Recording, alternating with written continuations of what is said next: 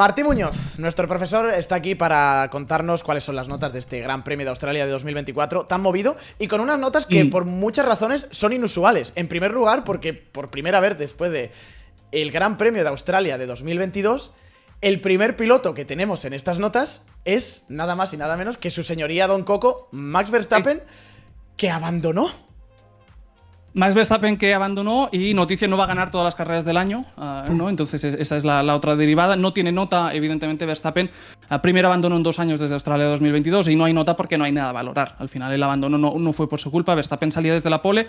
Tuvo un problema de frenos, él explica desde la salida, las vueltas de formación el coche estaba bien, sí que comentó que a partir de la salida el problema fue que el freno trasero derecho se quedó encallado, o sea, se quedó activo, como si lo llevara el freno de mano puesto, es lo que decía, y esto se fue acumulando y generó el sobrecalentamiento y el incendio posterior.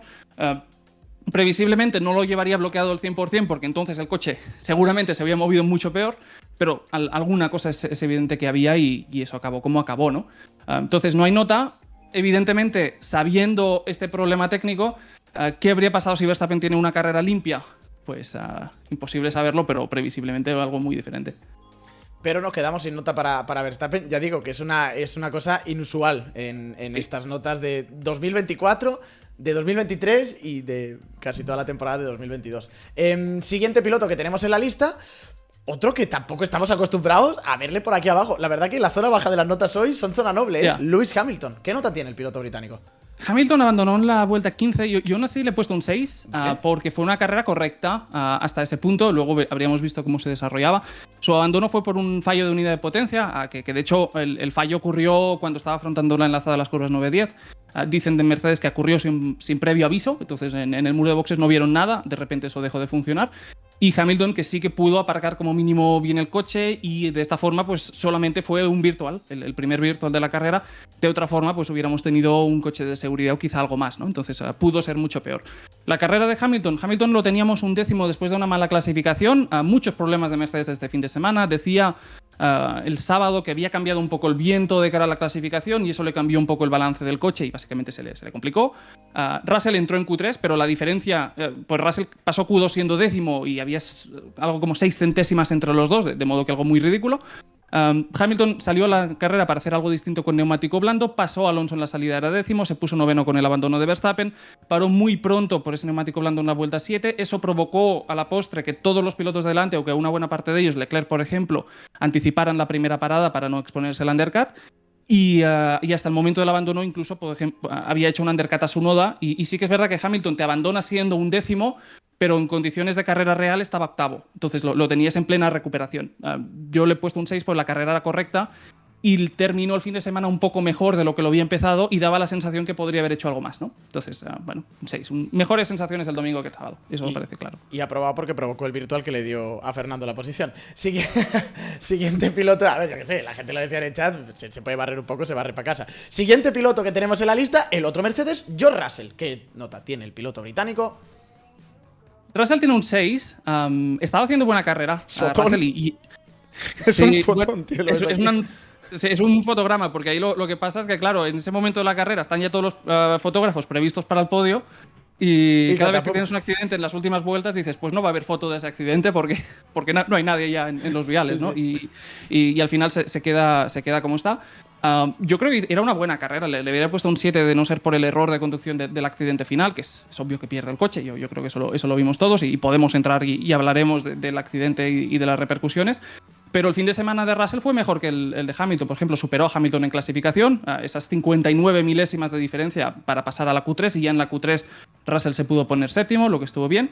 Y ahí en la carrera, partiendo 7º, Russell pasa a Checo Pérez, se pone 6º, con el abandono de Max Verstappen es 5º. Si Hamilton paró muy pronto en la vuelta 7, Russell lo hizo en la vuelta 8. Eso al final le acabó costando la 5ª posición con Alonso. Alonso, como bien decía, se alargó y aprovechó el virtual de Lewis Hamilton para parar y salir por delante de él. Y básicamente con esto se nos pone 6º, en la segunda tanda lo adelanta a Max Verstappen para ser 7º, y a partir de ahí, ¿cómo se recupera en este caso George Russell? Pues lo que hace es que hace el stint más largo de la carrera con el neumático duro. Se marca 37 vueltas del neumático, para en la vuelta 45, que ya tiene 4 o 5 vueltas de diferencia con neumático con Alonso para pelearle la 6ª posición. En ese momento dices, ostras, pues ¿por qué mete otro juego de duros para atacar en lugar del de medios? Que era la opción lógica, ¿no? Y lo hubiese sido mucho más fácil, pues porque no tenía más. Era simplemente escoger entre duro o blando. El blando no te hacía 13 vueltas, entonces el neumático duro era la única opción. Y vimos esa persecución de 11 vueltas que empezó con un gap de 3 segundos que se fue reduciendo, que acabó en lo que acabó con una pérdida de control de George Russell, el coche en la puzolana, una visita a los despachos y una sanción que no se entiende por ningún lado, pero que fue un poco el post de la carrera, ¿no? Y lo hablaremos también cuando valoremos a Alonso. Pero bueno, en sí la carrera de Russell bastante digna, sin el error de conducción era un 7 muy fácil. Vale, por delante justo de Russell, Esteban Ocon, el piloto de Alpine, que tiene Martí. Un 6. Está bien. Bueno. El primer piloto de todos estos que hemos dicho hasta ahora es el primero en cruzar línea de meta. Eso ya de por sí tiene méritos, sí, claro. Claro, eso que fue una buena carrera en ese sentido. 16º en línea de meta. Una carrera muy condicionada en el caso de Ocon porque hizo una parada de más. Sí. Hizo la segunda parada de Ocon, fue imprevista. Entonces, Ocon salió con neumáticos medios, salía 15º, con el con el abandono de Verstappen 14º. Le hizo un undercut a Magnussen en la primera parada y se puso 13º. Y ahí es donde se complica todo, porque sobre la vuelta 15-16 hace la segunda parada. Después de apenas 7 vueltas, el motivo es que había un tear-off encallado en el conducto del freno, así que por eso la parada en boxes, y ahí pierde un mundo, porque no solo pierde el tiempo de pasar por boxes, sino que la operación en sí mismo del cambio de neumáticos dura 12 segundos más de lo habitual. Total, que Ocon regresa a pista siendo último en 17ª posición, y a partir de ahí hay que decir que tampoco tuvo ritmo, porque después de la salida, durante esa primera tanda, Ocon estaba delante de Hülkenberg, por ejemplo. Hülkenberg acabó 9º, por lo que estaba ahí. Después de esa segunda parada extra por el tear-off, Ocon ya está 23 segundos por detrás, que es cuando se normalizan las cosas, y durante el resto de la carrera pues cayó a 1 minuto de distancia. Entonces, más allá del problema del tear-off, que eso es una cosa fortuita, sí que se dejó contra los coches que estaban peleando por puntos, se dejó 40 segundazos en el resto de la carrera. Entonces, bueno, es un 6, carrera correcta, pero el ritmo en tanda larga es el que es. Más allá de lo del tear-off, que decía, si no hubiera puntuado, pues no, porque el coche era una piedra. Es Alpine, es un tractor, igual que el coche que viene a continuación, que es de color verde, como los tractores. He intentado hilarlo, no me ha salido muy bien, perdón, tengo mucho sueño. Guan Yu Zhou, el siguiente que está en la lista. ¿Qué nota tiene el piloto chino, Martín Muñoz? Tiene un 7 y hay que decir que Sauber este año está entreteniendo las cosas en boxes y esto no lo vimos venir. Lo de las tuercas está guapo, ¿eh? O sea, se ha creado una rivalidad entre Bottas y una tuerca que yo eso no lo vi venir, ¿eh? Sí, bueno, y Zhou. Y Zhou también tuvo... Sí. Zhou tuvo fallón en boxes y lo vamos a ver. Tuvo dos problemas, básicamente, Zhou, a lo largo de la carrera. El primero venía del sábado porque en Q1 daña alerón, daña un endplate para pasar por encima de los pianos. Sauber iba muy limitado de material porque no tenían otro alerón de la misma especificación. Total, que le cambian alerón, especificación distinta, salir desde boxes. Entonces esto ya te complica un poco las cosas. Salió con neumático blando siendo 19º, con el abandono de Verstappen es 18º. Paró muy pronto en la vuelta 6. Y allí llega el episodio fatídico de Guan Yu Zhou, que es la segunda parada que acabará haciendo después, que es un auténtico desastre. Y duele bastante porque ese segundo stint, en el momento de entrar en boxes, Zhou lo tienes 1/10 rodando a 10 segundos de Hülkenberg. Entonces lo tienes ahí también llamando al top 10, llamando los puntos. Y en esa segunda parada en boxes es donde se tuercen las cosas. Y es curioso porque si tú ves la realización, te da la sensación que Guan Yu Zhou estaba sirviendo un stop and go. Sí. Hay esa imagen que nos enseña en el coche con los mecánicos sin tocarlo y simplemente pues que él no se mueve. Y el motivo no era otro que tuvo unos problemas de caja de cambios toda la carrera y en esa segunda parada en boxes intentaba engranar la marcha, el coche no quería, caló motor, total que se acabó dejando 20 segundazos de más. Y eso evidentemente pues le costó volver a pista en última posición. Al final, entre paradas ajenas y accidentes, 15º. Evidentemente con la frustración de haberse visto ahí en la pelea por los puntos y por un problema, en este caso de caja de cambios, que las cosas se torcieron. Pero bueno, pese a esto, una buena parte inicial de la carrera, una carrera más que decente en lo personal, pero en fiabilidad y en el colectivo, pues un poco más apurada. Un 7. Déjame que te diga una cosa. De las paradas de ayer de Alfa Romeo, de Sauber, tenemos el problema de la tuerca de Bottas. Luego que le dejan, cuando lo de Bottas, dejan material en el fast lane y le meten una penalización a Bottas. Y el tema de la caja de cambios de Guan Yu Zhou, es terrible. Sí, no. Es una historia de miedo. Claro, porque dirías, Guan Yu Zhou con estos problemas de caja de cambios, pues tuvo una parada muy lenta, ¿no? Que entre entrar y salir de boxes le costó 36 segundos, lo normal eran unos 18. Bueno, pues Bottas tuvo una de 46 segundos. El enemigo de las tuercas. ¿Qué nota le has puesto a Valtteri Bottas este fin de semana? Bottas un 7, por lo mismo que Zhou, que al final fue una buena carrera en lo individual, pero es que se torció en boxes y son 3 carreras y en este equipo pues este año no salen bien las paradas en boxes. Es una cosa que la vamos viendo que es tendencia. Sí. Pero bueno, la carrera de Bottas en lo individual fue correcta. Salía 13º, pasó Albon en la salida 12º. En ese momento Bottas se pone a rebufo de Alonso, para ponernos en perspectiva de cómo están las cosas en carrera. Con el abandono de Max Verstappen es 11º. Para bastante pronto para quitarse el neumático medio en la vuelta 8 y ahí termina todo con esa parada lentísima con una tuerca. En el equipo decían que no era exactamente el mismo problema, pero sea como sea, pierde 30 segundos de más en ese pit stop y vuelve a la pista en última posición, dejándose 60 segundos contra los coches que estaba peleando antes. Entonces, evidentemente, ahí la carrera se destroza. Bottas regresa a pista 18º, con el abandono de Hamilton 16º, con la parada del tiro de Ocon es 16º. Bueno, y 15º con los problemas de Guanyu Zhou, que también tuvo sus dosis de problemas, con el accidente final de Russell 14º. Entonces, bueno, esas 4 posiciones de recuperación son a base de despropósitos varios, es lo que explica la recuperación. Pero hay que decir que Bottas bastante mejor que Zhou en clasificación, le metió 6 décimas, que está bastante bien, y la parte inicial de la carrera también prometía. Pero se torció todo en boxes, aún así, bueno, un 7 y a ver en la siguiente. Que, por cierto, información que os puedo dar, más o menos, el problema, lo que se rumorea que es el problema he dicho Alfa Romeo antes, macho. El problema de Sauber con el tema de las tuercas es por un tema de temperatura, que se ve que cuando empieza la carrera, por la temperatura del neumático, el buje sube de temperatura y eso hace que se trasrosque la tuerca. Y no es una cosa que puedan resolver en los ensayos de pit stop, porque ahí está el buje frío y que igual 2 carreritas más hasta que puedan traer una pieza nueva. O sea, parece que va a ser largo el tema. Sí, y es sorprendente, ¿no? Y en este caso, pues se te junta, porque no solo tienes la tuerca en el caso de Bottas, sino que en el caso de Zhou, es decir, vas corto de material con el alerón y tienes la caja de cambios. Entonces ya te están fallando 3 cosas diferentes en el mismo fin de semana. Pero bueno, es curioso. Y todo esto en el fin de semana que puntuar era muy barato en Australia, en comparación con lo que hemos visto en las 2 primeras carreras. Así que si incluso en estos días fallas de esta forma, imagínate. Hay un dicho que dice que en el reino de los ciegos el tuerto es el rey. Y un poco ese es Pierre Gasly. Que al menos, pues, entre los... Perdón, pero entre los Sauber y los Alpine, pues es el más o menos el que está mejor. ¿Qué nota ha tenido Pierre Gasly este fin de semana? Sí, hombre, Gasly tiene un 6. Una buena recuperación de 17º a 13º.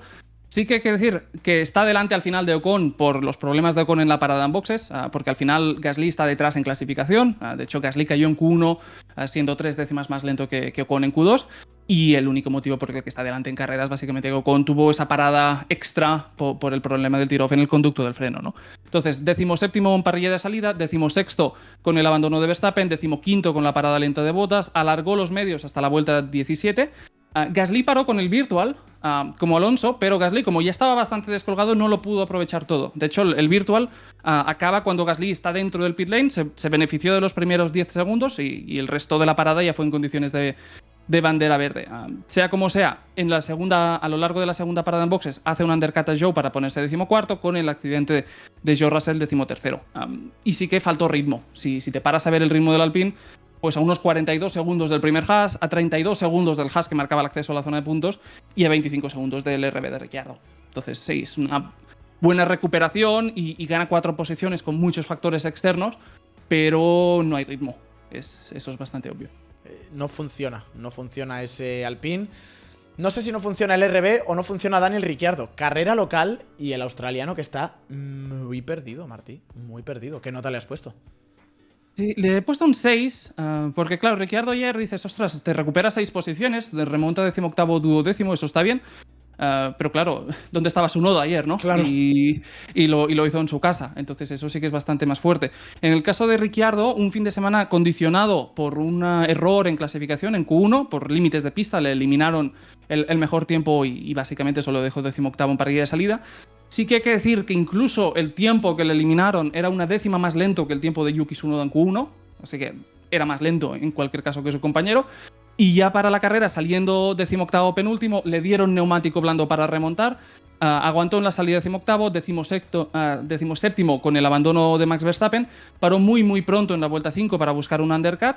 Y a partir de ahí, pues con la parada lenta de Bottas 16º, con el tiro of the Ocon 15º, con el abandono de Hamilton 14º, superó por ritmo a Gasly por overcut para ser 13º, ahí la situación de los Alpine, y ese 13º se transforma en un 12º con el accidente final de George Russell. Entonces, una buena recuperación con muchos condicionantes y a medio minuto de su compañero, de Yuki Tsunoda, sin llegar a estar atrapado nunca en tráfico. Ricciardo hizo toda la carrera siempre con un hueco de 3-5 segundos, que dices, no es que estuviera 30 vueltas detrás de otro coche y eso le costara el medio minuto contra su compañero, sino que simplemente la cosa era como era. El siguiente en la clasificación es Alex Albon, el elegido por Williams para conducir el único coche que iban a tener este fin de semana. ¿Ha hecho valer con su nota Martín Muñoz esa confianza del equipo? Yo creo que la intención era buena. Vale. Vale, yo le he puesto un 6. Es la historia del Gran Premio, ¿no? Evidentemente, ese accidente en Libres 1, la necesidad de aprovechar la célula de supervivencia del cockpit de Sargent, y eso pues significa que Sargent no importa para Williams. Para la autoestima pues será una cuestión bastante dura de tomar, y en el fondo es la historia de la previa, ¿no? Y de una decisión que cuando ves el titular, lo primero que piensas es decir, ostras, pobre Sargent, porque es una putada que te hagan esto. Pero claro, si te vieras tú como jefe de equipo, seguramente lo harías, porque al final esto es lo que es, ¿no? Y evidentemente la decisión fuera buena. Sí que hay que decir que Albon ayer termina 11º a las puertas de los puntos, pero también tienes que ver la lista de pilotos, porque tienes 3 abandonos muy grandes, como son Verstappen, Hamilton, Russell. Entonces, incluso si en un día así te quedas fuera, no estuvo tan cerca en ritmo puro y duro, a pesar de que las circunstancias sí que lo situaron ahí. El caso de Albon, la carrera estuvo condicionada por la salida, fue el piloto que salió peor, salía 12º, perdió 2 posiciones, 14º, con el abandono de Verstappen 13º, paró en la vuelta 6 y hizo un undercut a Magnussen para volver a la posición de inicio, lo teníamos 12º, con la parada lenta de Bottas 11º, con el abandono de Hamilton 10º. Y ahí lo que pasa es que en ese momento de la carrera tienes a Albon 10º, dentro de puntos, por delante de los 2 coches de Haas, pero la degradación no fue la óptima a lo largo del resto de la carrera. Hülkenberg le pasó en la siguiente parada en boxes, Magnussen lo adelantó directamente en pista para dejarlo 12º, con el accidente de Russell ese 12º es un 11º. Entonces, hombre, sí, es un 6, faltó ritmo. Y Haas le superó. Ver una pelea directa con Magnussen, por ejemplo, pues en esa pelea por acabar de ordenar el 6º, 7º equipo, fue llamativo. Que de todas formas también la gente estaba diciendo, wow, dejan a Sargent fuera y Albon no acaba sumando puntos. Sí, pero imagínate que le pusieran un ban, por ejemplo, que eliminaran a Fernando Alonso, que le descalificaran por el accidente con Russell. Ayer Albon cogía esa posición de puntos. O sea, quedar un 10º, vale, no es entrar en puntos, pero es ponerte en posición de pescar si pasa algo. Sí. A ver, es saber que con Sargent no lo vas a hacer y con Albon tienes una oportunidad. Eso es. Y entonces es la típica situación que no es fácil de ver, porque claro, desde el punto de vista humano, es durísimo. A mí me dio mucha pena por Sargent, porque dices, ostras, es que, es durísimo. ¿sabes? Es que te están diciendo es que no te queremos. ¿Sabes? Adiós, te vamos a decir adiós en noviembre, pero mira, para que te vayas acostumbrando, te bajamos del coche en marzo, ¿no? Y así te vas preparando. Pero claro, si eres jefe de equipo, es que lo tienes que hacer. Es bastante por el colectivo y porque es la forma de maximizar las opciones. Entonces, no fue un error. Entonces, Sargent no hubiera estado más cerca. Eso es evidente. Eso, estamos de acuerdo con ello. Una cosa, Haas está bien, los niños sonríen. Y encima, con el accidente ayer de George Russell en el último momento, Magnussen acabó rescatando puntos. El piloto danés, el que hizo el superjuego de equipo en Arabia Saudí, ¿qué nota tiene Martín Muñoz en Australia? Magnussen tiene un 7, y hay que decir que terminó por detrás de su compañero de equipo, pero bueno, también por efecto Virtual Safety Car, que favoreció en este caso a Hülkenberg. Sí. Magnussen de hecho clasificó mejor, salió por delante, pero paró en bandera verde en la vuelta 7. Hülkenberg alargó hasta el Virtual Safety Car de Hamilton y pudo salvar en la 12ª posición gracias al Virtual y salir mucho más cerca de Magnussen. De modo que, bueno, Magnussen no lo hizo tan mal, esa es un poco la sensación. Y 2 coches en puntos, tal y como está la parrilla, esos 5 equipos de arriba, esto no va a pasar muy a menudo. Es un poco la sensación. Increíble. La carrera de Magnussen, 14º en parrilla, pasa Albon en el momento de la salida 13º, con el abandono de Verstappen se pone 12º. Y ahí es donde hace su primera parada en boxes. Sube la 11ª posición con el abandono de Lewis Hamilton. Está 11º, de hecho, en el momento de la resalida. Es 11º después del virtual. Pero ahí lo que pasa es que Hülkenberg, que había entrado con el virtual, salva la 12ª posición por eso. Se reincorpora justo detrás de él con un neumático medio. Y hay unas órdenes en la vuelta 23 para intercambiar posiciones que básicamente significan que Magnussen caiga a la 12ª posición. Todavía lo salva con un adelantamiento en pista Albon. que eso está bien, no solemos ver esas cosas. Sí. Y con el abandono a Russell, eso se transforma en un décimo que le da la opción de puntuar. Y termina la carrera a 9 segundos de Hülkenberg. Entonces, es un 7. Su carrera y la de Hülkenberg, ¿sabes? Les he puesto notas diferentes, pero me sabe un poco mal hacerlo porque la carrera de Magnussen, si tiene un poco más de suerte con la parada en boxes, estaríamos contando otra historia. Yeah. Pero fue una buena carrera y esa pelea con Albon está bien. Los dos, más allá de estar en puntos, los dos hicieron una buena carrera y Magnussen también. Bueno, vamos a ver cuál es la nota que tiene Nico Hülkenberg, que rascó 2 puntitos ayer para Haas con esa 9ª posición. Y tú, Martí, le has puntuado con un 8. Muy bien. Porque tiene un 8. La gran remontada de la carrera, salía 16º, termina 9º. Neumáticos duros de inicio, aguantó la 16ª posición en la salida, con el abandono de Verstappen 15º, con el abandono de Hamilton 14º, con la parada de Ocon por su tiro-off 13º, con la parada lenta de Bottas 12º. El virtual safety car de Hamilton le permite salvar la 12ª posición ante Ricciardo. En condiciones normales quizá hubiera podido estar por detrás. Y ya con un neumático medio, sale justo detrás de su compañero, pasa Magnussen con órdenes de equipo, hace un overcut a Albon en la segunda parada para ser 10º, y ese 10º se transforma en 9º al final con el accidente de George Russell. Entonces, muy bien, muy bien.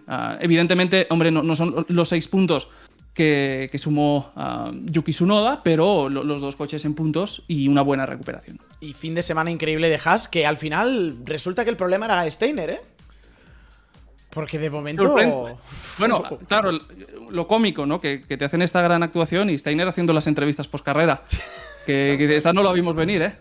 Y más cuando sabes cómo se despidió Steiner, que es criticando la infraestructura y demás, que te digo, si lo dices seguramente tiene toda la razón del mundo y veremos en el 26, ¿no? Que quizá entonces se hace más evidente todas estas cuestiones que estaba criticando Steiner. Pero sí que es curioso.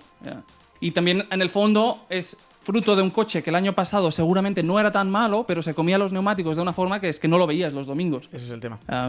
Y claro, han solucionado el problema de la degradación, que lo arrastraron durante todo 2023, y ahora estamos viendo un coche que ya es mucho más estable. Entonces está bien, está bien. No lo vimos venir. Yo pensaba que iban a estar bastante peor este año. No lo vimos venir tampoco la posición final de Fernando Alonso con esa sanción que le relega a la 8ª plaza. Carrera muy buena del piloto asturiano, Martí, que tú has puntuado con un 8. Un 8 para Fernando Alonso, que terminó 6º con esos 20 segundos de sanción. Esto se transforma en un 8º. Si hablamos del incidente, yo creo que es compatible decir que Alonso hizo algo diferente en la vuelta del accidente y decir que eso no merecía una penalización. Yo creo que las dos cosas son compatibles. De hecho, vale la pena rescatar el análisis que hizo nuestro Chemi Calabria ayer en Soy Motor, sí, que de hecho se puede ver la telemetría de la vuelta del accidente con George Russell y la vuelta anterior, y ahí puedes ver exactamente en qué cambia el enfoque de esa curva por parte de Fernando Alonso. Y eso ocurrió, porque está ahí, pero al mismo tiempo es un hecho decir que no es la primera vez que un piloto conduce lento para defenderse, porque si no, ¿qué decimos de Kevin Magnussen hace 2 semanas en Arabia Saudí frenando para que Hülkenberg salvara los puntos, por ejemplo, ¿no? Hamilton en Abu Dhabi 2016 para salvar el Mundial. Exacto, o Checo Pérez precisamente en el 21, ¿no? Para ayudar a Verstappen en el Mundial en Abu Dhabi. Entonces, es compatible decir, estaba conduciendo a la defensiva, con decir, esto no, lo que he hecho a la FIA no tiene ningún tipo de sentido, porque al final mi sensación es que se han querido pasar de legalistas y que han cogido el reglamento y le han intentado aplicar una literalidad que pierdes de vista todo el contexto, ¿no? Entonces, si empezamos a sancionar a los pilotos cada vez que conduzcan a la defensiva, pues nos haremos daño, yo creo. No lo entiendo. Yo creo que no se coge por ningún lado la penalización. Es una pena. Es una pena y hace daño a una carrera que, por otro lado, de Fernando fue muy buena, con Pérez y con Russell ahí. Sí. De hecho, su carrera, Alonso salía 10º. Recordemos problemas en clasificación por el fondo plano dañado. Chemi hizo un análisis el sábado donde se cuantifica en 8 décimas lo que le costó esos daños de fondo plano. Esas 8 décimas en la parrilla de Australia, que estaba bastante igualada, pero viese más o menos un 7º, era lo que se podía aspirar.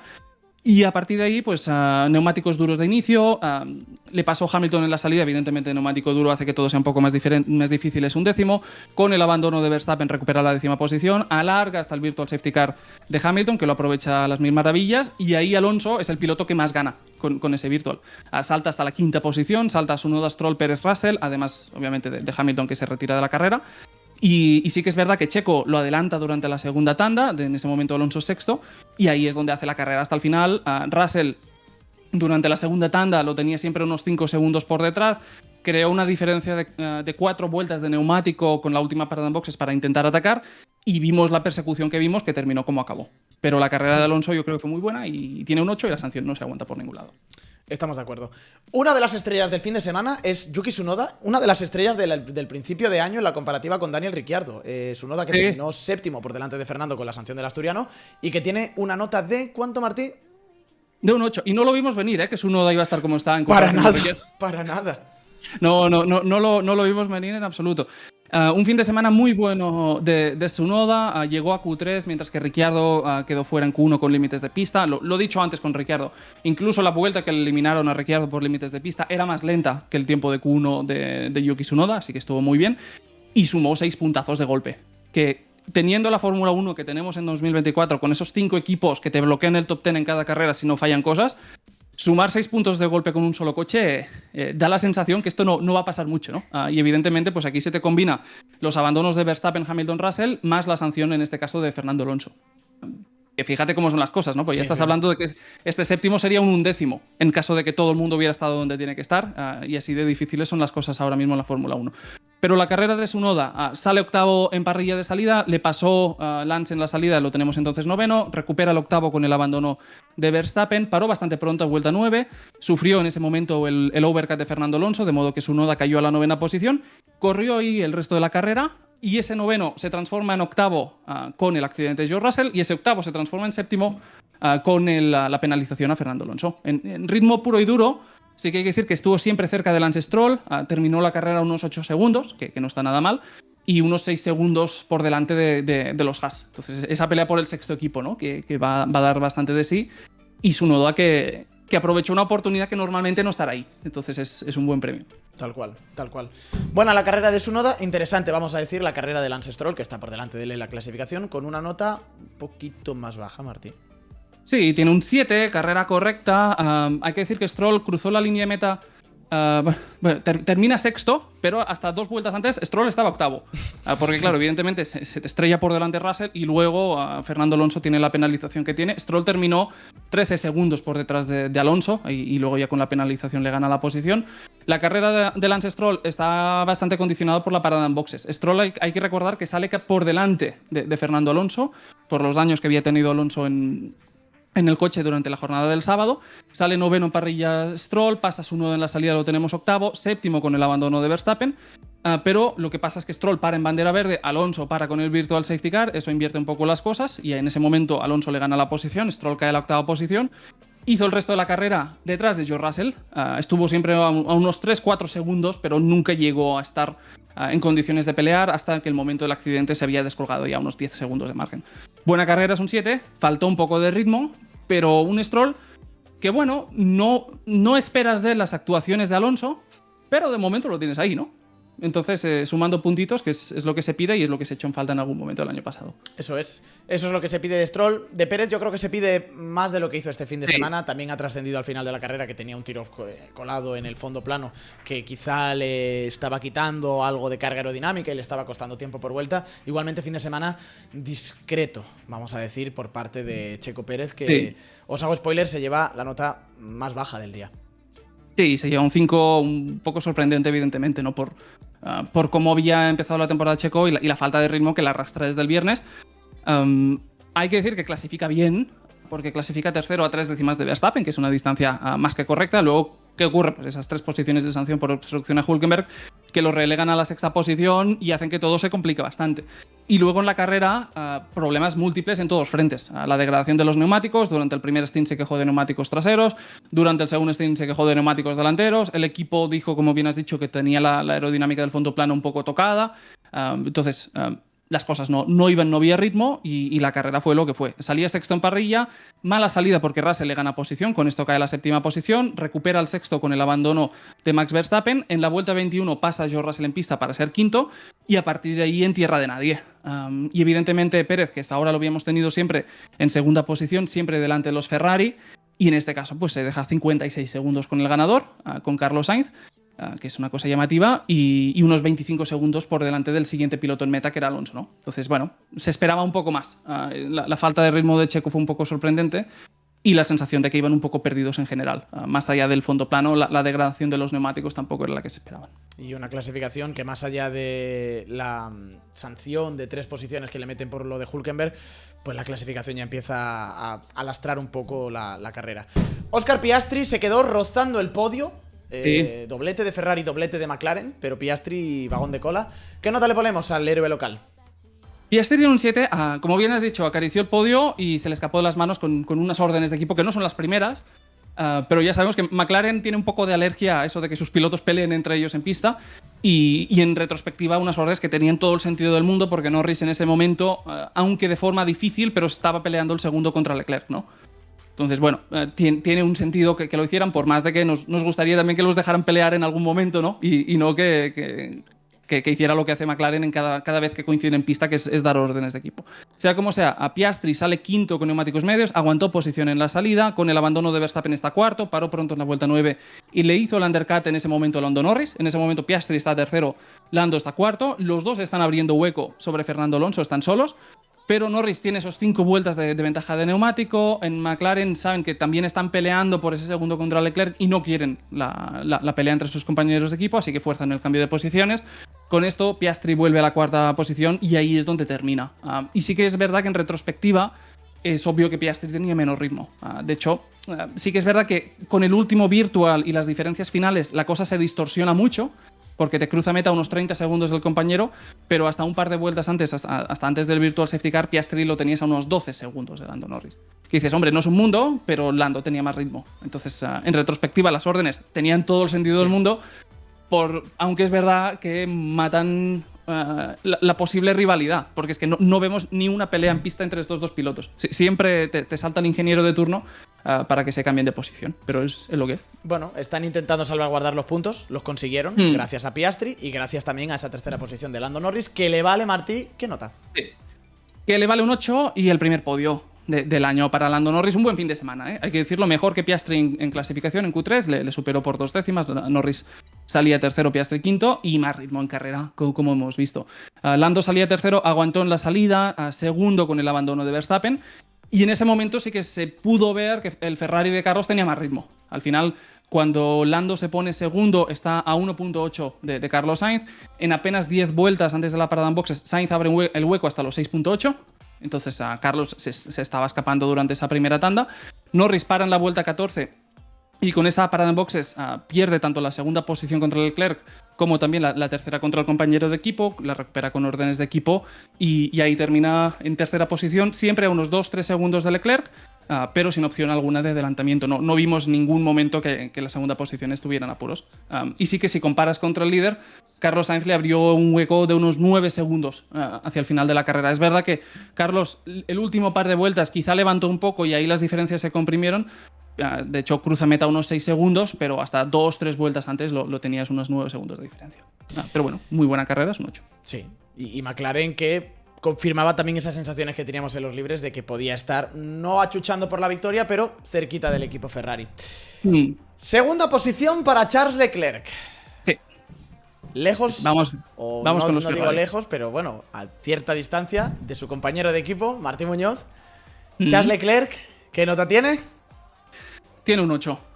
Tiene un 8, buena carrera de Leclerc, que fue segundo, completó el primer doblete de Ferrari en 2 años, desde Bahrein 2022.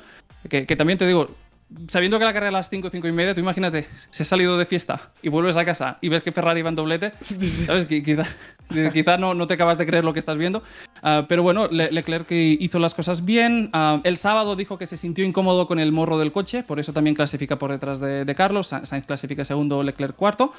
En la salida aprovecha el abandono de Verstappen para ponerse tercero.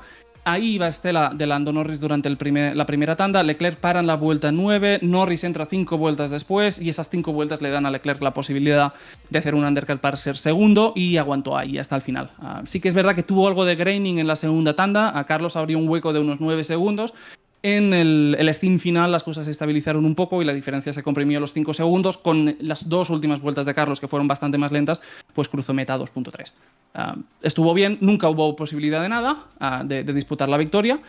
Y sí que visto por televisión, quizá era un poco el miedo, ¿no? De decir, ostras, tienes a Carlos liderando la carrera, pero Leclerc le han dado para hacer undercut a los McLaren. Ojo, cuidado, no funcione demasiado bien y retengan a Sainz fuera. Y ojo, no fastidien la victoria. Pero no fue el caso. A ver. Amigos, nos queda la última nota, la de Carlos Sainz. Ya sabéis que el profesor Martí Muñoz es un profesor estricto y lo que él hace es poner la nota máxima, el 10, el sobresaliente, el culmen, el sumum, a actuaciones que están fuera de lo normal, actuaciones que no se repiten, actuaciones que son muy difíciles de ver y no una victoria simplemente te puede dar un 10. Tienes que hacerla en circunstancias súper extrañas, como por ejemplo volver una semana después de una apendicitis, casi hacer la pole y ganar la carrera. Martí Muñoz, ¿es lo que ha hecho Carlos Sainz para ti? ¿Merece la actuación de Carlos Sainz en este Gran Premio de Australia un 10 y por tanto el primer 10 de la temporada 2024 de Fórmula 1 en tus notas? Carlos Sainz tiene un 10. ¿Tiene un 10? Sí. Cayó el 10, señores. Cayó el 10, señores. Cayó el 10.